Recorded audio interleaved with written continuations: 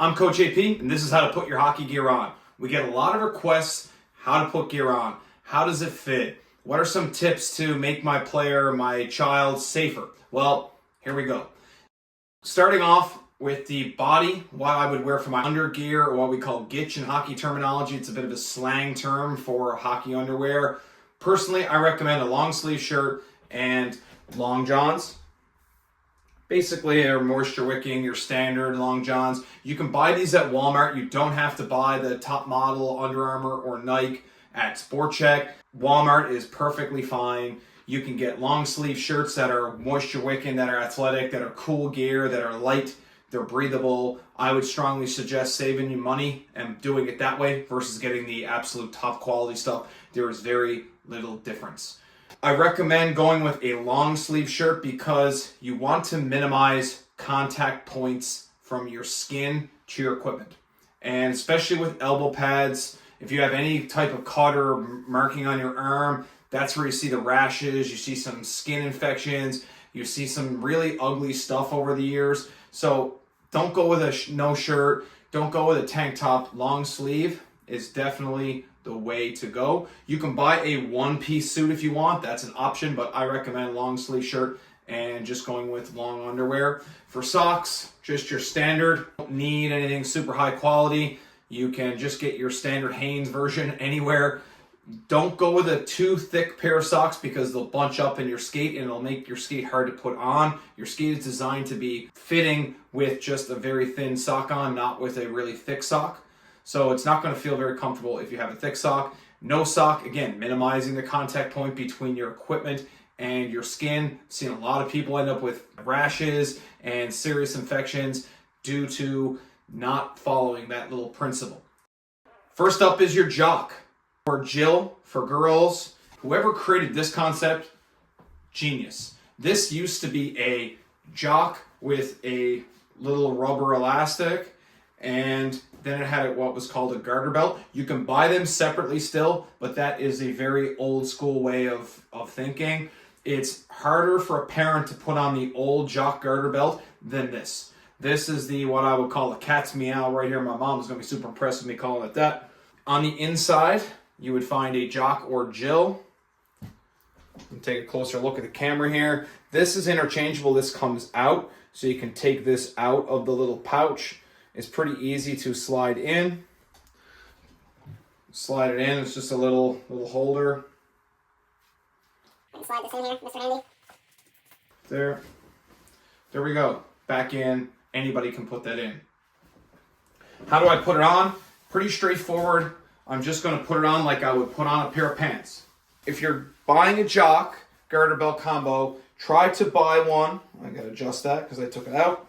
Try to buy one with these little pieces over the top of the Velcro. And the reason why is you'll end up in your hockey bag, you'll get woolies and you'll get things of that nature on the Velcro, and it hurts the usage of the Velcro. It actually makes the longevity of the Jock less.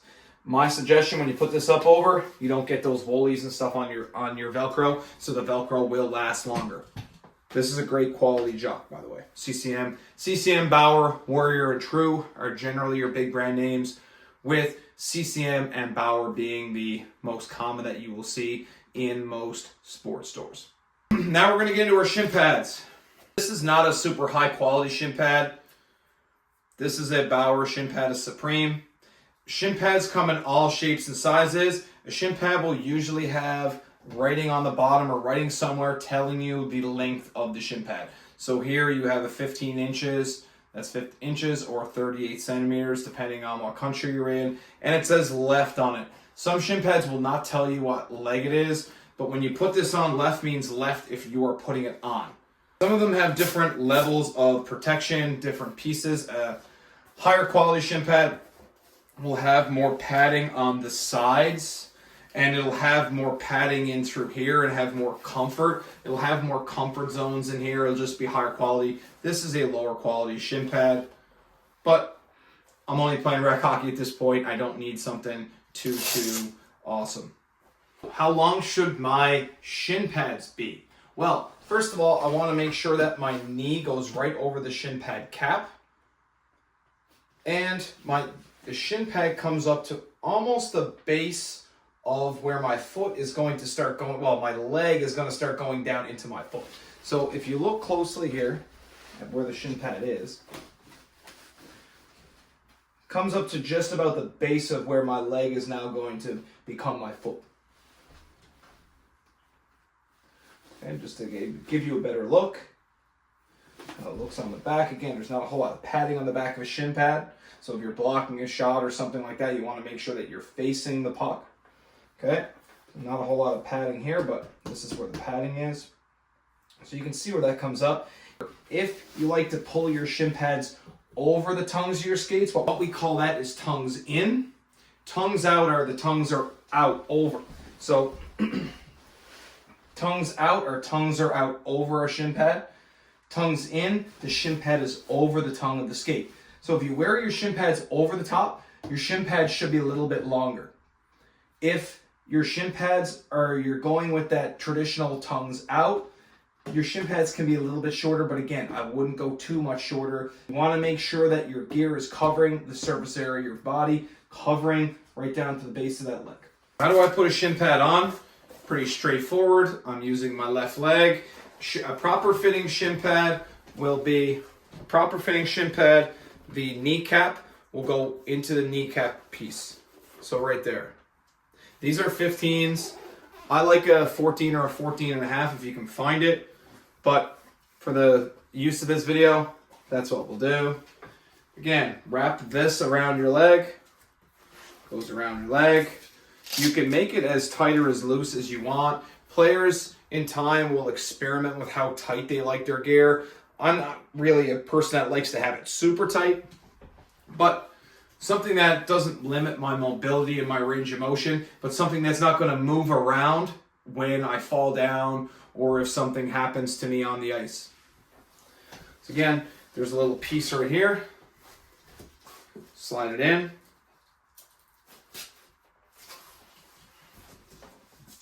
And wrap it around. So really the Velcro pieces, the straps, will wrap around my leg. So it's snug on my leg. I have range of motion. It's not going to move if I fall down. I would do the same thing for the other shin pad on the other side. Again, make sure that these flaps are out. Okay? Don't have the flaps in when I'm trying to put it on. Just make sure all the flaps are out because I need those flaps to protect me from slashes, from pucks. Wrap this around. And voila, I have my shin pads on. Hockey sock is a proper size. It'll be snug on my shin pad with a little tiny bit of spacing on the bottom to spare for what I would call wiggle room. You see these little Velcro straps up here? That is to attach these pieces right here. They are designed to attach to my jock. Okay, so you can take those off and you're wrapping the sock here around your shin pad. These socks aren't too bad. These shin pads are narrow, so again, lift it down, put it up over. Now, sometimes you'll just see people do that, and that's fine. I was a traditional, I like to go a little bit higher than that. I like to go right up. Take the Velcro piece. This piece goes down inside of your sock. So again, there it is right here. Take this down. There you go. That's perfectly fine. And as you can see, there you go. Sock is tight. A little bit of room down the bottom. And try to keep the seam. You'll see a lot of these types of socks, these new socks have a seam. That goes on the back. There we go. Pull it up. Take the Velcro down. You can just go like this is fine, but usually socks don't have these. I just pull this right up over, pull this down, put it up over. There you go. Socks are on. All right, so we've got some of our equipment put on. I'm going to make a second video that talks about putting your hockey skates on, and then we'll make a third video talking about how to put your upper gear on. So we call this the bottom gear. When someone says keep your bottom gear on, this is what they mean, pants down with their skates. Now, some people will put their skates on now. I don't recommend that you do that. And the reason for it is when I put my skates on now, it makes putting your hockey pants on that much harder, and it beats up the bottom of your pants a lot of the time. Put on your skates after you put on your hockey pants. And what do hockey pants look like? Well, these are really old. These are relics, okay? I got these when I was playing Junior A in 2004. So they actually have what we call a pant shell on them. So this is what a hockey pants looks like. They aren't absolutely beautiful because they're very old and delicate. Now, these have what we call a shell on them because the pants are so old that if I took the shell off, you'd see how old they are. So this has a little shell. It's like it's like a little covering that goes over your hockey pants. Hockey pants go on the exact same way that a pair of pants go on. Step through, nothing too fancy. Sometimes you will see hockey pants that have suspenders on them. That's fine. That is old and traditional and faithful. But nowadays, a lot of pants don't have suspenders. If you want to have suspenders, they attach to these 2 points here and these 2 points here. So if you want to have suspenders, they go here. The suspender will go under your arm and helps keep your pants in place. But personally, with how many belts that these pants have, you don't really need it. How this works, pretty straightforward. I take this, just like a drawstring, and I just pull it. Pull it, that's fine. Again, how tight you want that to be, as long as that the equipment doesn't move and you're not cutting off the circulation. So you're trying to find that happy medium for the player. How do I put this part on? Pretty straightforward. Haps is here. Haps is here. This piece can be longer. I just take this and go like this. Just kind of slide it in. Or if I want to tighten it, I just pull this. Kind of like the seatbelt on an airplane. This is perfectly fine. Close it up. I can tighten it if I want. Sure. There you go. That's perfectly fine. Now sometimes you'll have this done up. I don't like to do them up. I like to have a little bit of there. That's fine. But this is how your bottom gear looks. When you are putting on your hockey gear, this is how your bottom gear would look. Other things that you might see people do. Some people will put on hockey tape. This is called shin pad tape.